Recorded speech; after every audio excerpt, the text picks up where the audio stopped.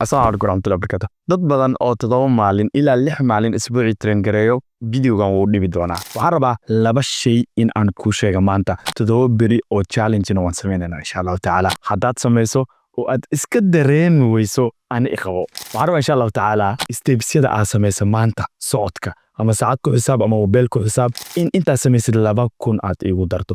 Isku day 2,000 inaad ku darto ilaa 10,000 oo step ilaa 15,000 oo step aad gaarayso. Hadda intaas liijiso waxaan rabaa 7 ilaa 8 saacadoodna habeenkii inaad seexato si hormoonaadkaaga sida cortisolka iyo stress hormoonadaan oo dhan lagaaga dejiyo jirkaagana mar kaleete oo u bilaabo in metabolismkiisa si loogu talagalo oo u shaqeeyo. Waxaan rabaa qaybta hoose inaad igu soo qorto challenge-gan diyaara u ahay miisaankaaga cabir at the same time-na 7 beri kadib comment ii soo qor 1 kiilo ugu yar adoon wax kala sameynin adoonan exercise aadin adoo cunto sixin 1 kiilo ugu yar haddii ka dhici weyso aan isoo qabo. Assalaamu calaykum.